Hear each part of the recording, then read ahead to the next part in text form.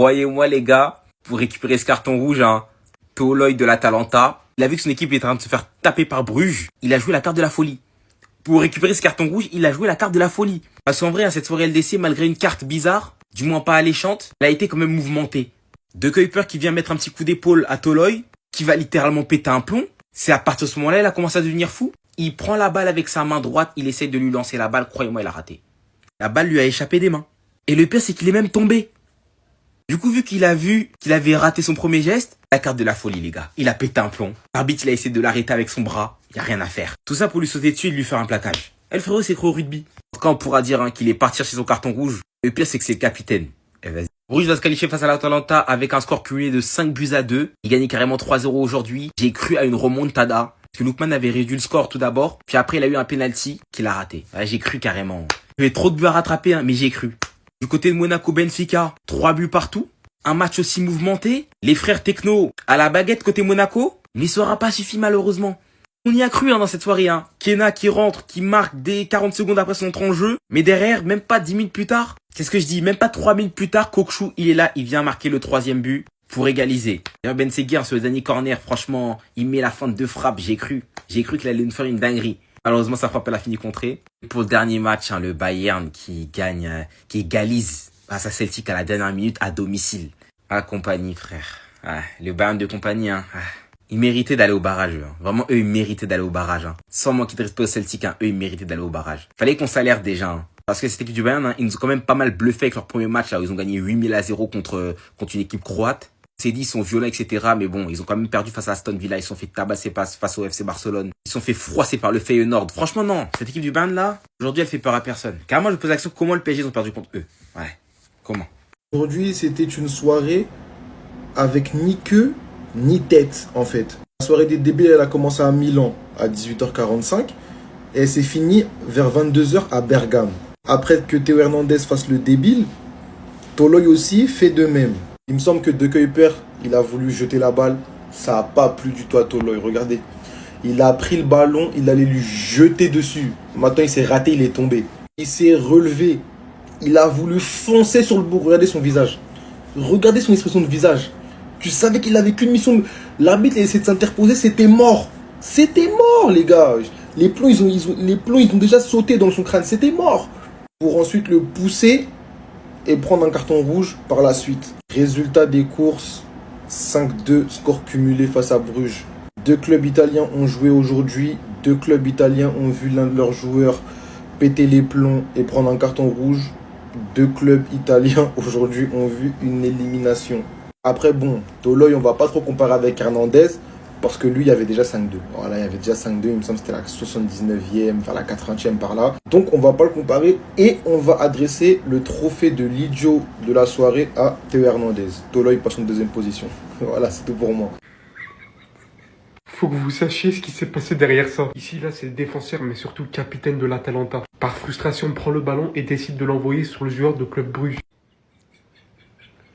Attendez, c'est pas ça le pire. Qu'en plus du fait, au final, il se trompe littéralement, le ballon va derrière au lieu d'aller sur le joueur. Il sait en plus de ça, littéralement manger le sol. Il l'a pas accepté, il l'a pas digéré. Quand il s'est relevé, la première chose qu'il a faite, c'est quoi? Il est allé plaquer le joueur adverse. Regardez Miskin, il a fini dans quel état? Le football, ça fait des ravages au cerveau. Toloi, il a pété un câble. On peut comprendre sa frustration et éliminer tôt au final de la Ligue des Champions, surtout contre un club qui n'était pas du tout favori à la base. Il va t'en prendre à ton coéquipier. Lookman, je sais pas, il rate un penalty et tout, au lieu de t'en prendre à De Kuiper. L'enchaînement, c'était beaucoup trop pour moi. Si vous tombez sur la vidéo sur les réseaux, allez voir, je peux pas la mettre. Mais franchement, c'est une dinguerie comment il était au bout de sa vie. Il était en train de se dire, déjà, je perds. Et en plus de ça, lui, il est en train de me casser les couilles. C'était beaucoup trop pour lui. Non, mentalement, il en pouvait plus. C'était dur à digérer. On m'avait promis une soirée d'Europa League. Venez pas faire les mecs de la hype maintenant à dire qu'on a vécu une soirée de malade mental. Avant les matchs, tout le monde disait la soirée elle pue la merde, les matchs ils sont claqués, je vais même pas regarder. Voilà ce qu'on a eu ce soir, à un moment de la soirée. Le Milan éliminé. L'Atalanta qui perd 3-1 avec un carton rouge où Toloi perd totalement le contrôle. Il pète un plomb et il perd toute son aura. Le Bayern qui perdait encore à la 90e. Ils sont venus égaliser le Celtic à la 94e sur un but d'Alphonso Davies. Et Monaco-Benfica 3-3, un match de malade. On a failli avoir un pénalty pour Benfica dans le temps additionnel. Voici les scores finaux de la soirée. Les gars, arrêtez de croire que le football se résume qu'aux grosses équipes. Arrêtez de croire que le football, ça se résume qu'aux grosses affiches. Allumez vos télés un peu, débranchez flash résultat, flash score et allez un petit peu regarder les matchs et vous allez voir. Bruges, ils ont fait un match de fou. Le Feyenoord tout à l'heure qui réussit à sortir le Milan AC. Le Bayern qui fait uniquement entre guillemets un match nul et qui perdait jusqu'à la 90e minute. Ils ont failli aller en prolongation. Et Benfica Monaco, peut-être le match le plus dur à pronostiquer avant, qui se finit sur un 3-3 dans un thriller de malade mental. Et si vous avez écouté vos potes, ou tout simplement que vous n'êtes pas un amoureux passionné de foot, vous avez très certainement raté ces matchs-là. Pourquoi ? Parce qu'on aurait dit des affiches d'Europa League. Des hommes, des putains d'hommes. Quel match ils ont sorti. Club Bruges qualifié en 8e de finale. 3-1 à Bergame face à l'Atalanta. Ils les ont ratatinés. Score cumulé 5-2 face à l'Atalanta. 5-2. Non, vous rêvez pas. Je vais pas mentir. J'étais persuadé que l'Atalanta allait les broyer aller-retour avant de voir le match aller. Après le match aller, j'étais persuadé que l'Atalanta allait faire le taf à domicile. Mais je suis désolé.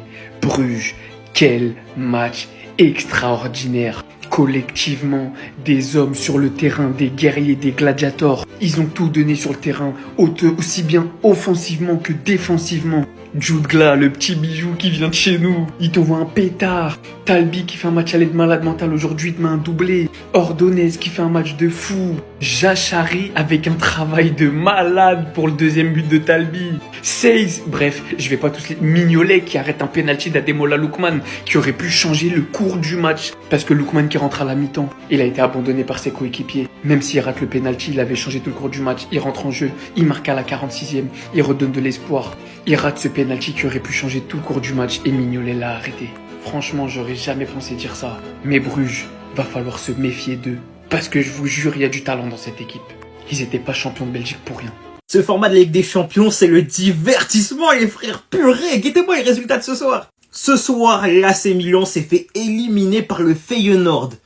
Qui aurait pu imaginer que le Feyenoord éliminerait l'AC Milan, les frères? C'est une dinguerie. Ce soir, l'Atalanta tombe face au Club Bruges. 3-1 ce soir, ils avaient pris 2-1 à l'aller, si je me trompe pas. Bref, les gars, big dinguerie. Déjà, deux gros clubs. Pour rappel, l'Atalanta a fini aux portes du top 8. C'est une dinguerie quand même. Le Bayern s'est fait très fort face au Celtic. Il se qualifie 3-2 au goal average. Mais globalement, c'est un match nul encore une fois à domicile. T'as Celtic qui domine, enfin pas qui domine, mais qui mène pendant tout le match. Ça fait peur pour le Bayern. Et malheureusement, Monaco qui sort face à Benfica, ils ont failli revenir, les frères.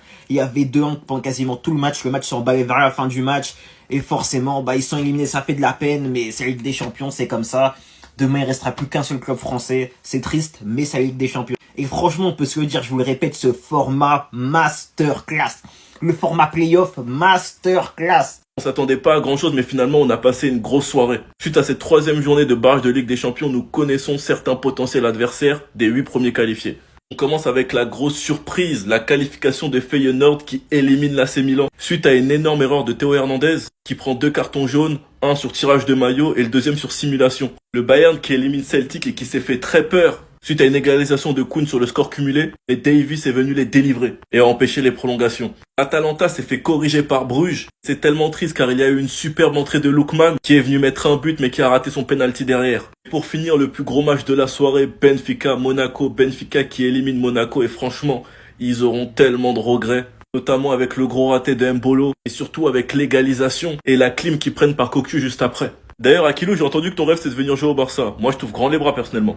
Les potentiels adversaires du Barça et de Liverpool, c'est Benfica. Même si le match s'est pas joué, normalement le PSG qui gagne déjà 3-0 et qui va accueillir Brest à domicile, sachant qu'ils sont invaincus en Ligue 1.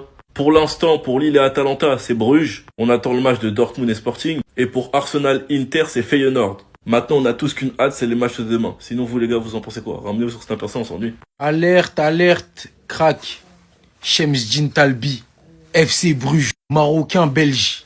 Il a la double nationalité, les gars. Si le Maroc réussit à mettre la main sur ce jeune homme, ça risque d'être quelque chose. Brahim Diaz, Talbi. Mais heureusement, ils ont loupé. En fait, là, le Maroc a un incroyable talent. Yamal aussi. C'est un truc de ouf. Bref, là n'est pas la question. Shemsdine Talbi qui permet à Bruges de passer en 8e de finale face à l'Atalanta. Sur la double confrontation, il était monstrueux. 2 fois homme du match, si je dis pas de bêtises. Techniquement, il régale.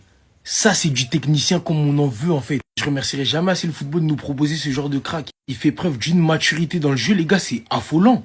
À son âge, il est tellement intelligent. Son jeu sans ballon, il est ouf. Ses déplacements, ils sont ouf. Il court vite. C'est le footballeur moderne, mais avec un cerveau qui fonctionne bien. Et je vais pas me priver de le mettre en avant. Ça fait un moment que je vois ce qu'il est capable de faire. C'est vrai qu'il s'était pas forcément imposé en tant que titulaire dès le début de saison, ce qui se comprend en soi.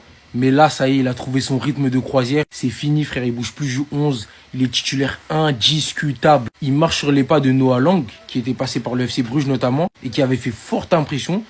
Toute l'Europe s'intéressait à lui parce qu'il était très intéressant comme joueur. Il avait un profil plutôt atypique. Shemsdine Talbi, c'est le cas. On verra, affaire à suivre. Mais lui là, c'est un crack. Attention. Attention. L'Europe est prévenue en tout cas. C'est Gersem vous a prévenu. Restez sobre, abonnez-vous les gars, ça frappe. Mais d'où il sort ce crack, les gars? Non, je veux rien savoir. Lui, il faut absolument le convoquer avec le Maroc au prochain match. Je veux rien savoir. Carrément, pour moi, la convocation, faut déjà lui envoyer maintenant, les gars. Non, mais c'est trop. Vous imaginez ou pas? 19 ans, qui met des doublés en Ligue des Champions, normal. Il t'a éliminé cette équipe de l'Atalanta, il t'a martyrisé cette équipe de l'Atalanta à lui tout seul, les gars. Au match aller comme au match retour. Un doublé sur le match retour et une passe décisive au match aller. De toute façon, c'est simple. Il a fini au bout du match sur les 2 matchs, les frères. Que ce soit au match aller ou au match retour. Franchement, les gars, des joueurs comme ça, il n'y en a pas beaucoup, les gars. C'est pour ça que pour moi, là, clairement, il n'y a aucun débat. À partir du moment où tu as 19 ans et que tu arrives à enchaîner 2 masterclass comme ça en Champions League, pour moi, il n'y a pas besoin de plus, les gars. Pour moi, c'est largement suffisant. Vous voulez qu'il fasse quoi de plus? De toute façon, c'est simple. Rien qu'en un match, les gars, en un match. Le mec, il a déjà plus de buts en Ligue des Champions que la plupart des joueurs du Maroc qui jouent à son poste. Donc, c'est sûr et certain qu'il réussira à marquer en Ligue des Champions, dans un match à élimination directe contre l'Atalanta, c'est pas donné à tout le monde, les gars. Surtout quand tu joues dans un club comme Bruges. C'est pas comme s'il jouait dans un club comme le Barça, comme le Real, où il aurait pu être mieux entouré. Non, au contraire, les gars. C'est le meilleur joueur de son équipe aujourd'hui. Et dans le match aller aussi, c'était le meilleur joueur de cette équipe de Bruges, les frères. Donc c'est pour ça, je vous dis, il n'y a aucun débat. Ce joueur, il a sa place tous les jours en équipe nationale du Maroc. Il a fait ses preuves pour moi, c'est suffisant. En fait, je crois que là, vous vous rendez pas compte. Surtout quand on sait ce qui est sorti durant le match. Donc là, vous me dites que ce 2005 est auteur d'un doublé et vient d'éliminer l'Atalanta. Shemsdine Talbi a fait preuve d'une prise de responsabilité à son âge en pliant le match aussitôt de cette manière. Le petit est juste beaucoup trop chaud, il combine bien, il se positionne excellemment bien. La finition, j'en parle même pas. Et la surprise est là. Durant le match, on vient d'apprendre que le petit a changé sa nationalité sportive et a choisi par la même occasion de représenter le Maroc. En parlant de la même soirée, aux côtés de qui? Ben Seguir, qui malheureusement n'a pas pu avoir la même opportunité que son coéquipier national aujourd'hui, vu que son équipe est officiellement éliminée de la Ligue des Champions. Mais quel caractère il a montré. Déjà son 2e but en Ligue des Champions. Quand vous voyez cet enchaînement-là de 2005, de la génération dorée qui arrive au Maroc, mais là, si on commence déjà à voir ça lors du prochain rassemblement dès mars, ça va juste être monstrueux. Le Maroc va falloir prendre soin de ça correctement et gérer ça surtout. Parce que là, je vous dis, il y a du talent. Ils sont très prometteurs. Ces 2005, ils sont là pour nous faire rêver. Et Belek, pourquoi pas? Dès la prochaine CAN, ça serait juste incroyable. Non, franchement, ce serait juste un truc de fou. Monsieur, je pense qu'il est temps de faire ses bagages et s'en aller. Le match, il n'était pas ouf aujourd'hui. On a vu un geste de classe mondiale qui nous fait kiffer, qui nous fait vibrer. Mais Leao, à Milan, ça va jamais rien donner. C'est pas le club qui est fait pour lui. Et je pense très certainement que Joao Félix va rester au Milan AC. Et qui vont construire autour de lui à l'avenir. Mais le projet pour Leao, c'est de tailler la zone. Je sais pas qu'il aille à Chelsea ou je ne sais où, mais qu'il quitte le Milan AC en fait. Je sais qu'il kiffe la ville, qu'il a prolongé, mais quand ton président lâche des déclarations du style si un club me propose 150 millions pour Raphaël Leao, je le dépose à l'aéroport. Quand ton directeur sportif, en l'occurrence Zlatan Ibrahimovic, fait des éloges à Joao Félix en sous-entendant qu'il risque de devenir potentiellement plus important que Leao à l'avenir. Il a fait le tour à Milan. T'as pris ton Scudetto. Tu vas jamais gagner la Ligue des Champions avec ce club. Et je pense que c'est ton objectif à long terme. Donc, il faut quitter le Milan AC. C'est aussi simple que ça. T'es en train de gâcher ta carrière là-bas. Déjà qu'en début de saison, sous Paulo Fonseca, il était sur le banc, il était plus indispensable. Et maintenant, il est éliminé en 16e de finale de Ligue des Champions. Je pense que ça y est, on a assez. Il faut s'en aller. Il faut prendre son envol. Il faut quitter le Milan AC. C'est dommage, hein. L'histoire aurait pu être belle, mais ça y est. J'en peux plus de le voir dans ce club. J'en peux plus vraiment. Qu'il aille briller ailleurs, en fait. PSG, Arsenal, je sais pas. Vas-y, mon gars. Restez sobre, abonnez-vous les gars, on s'attrape.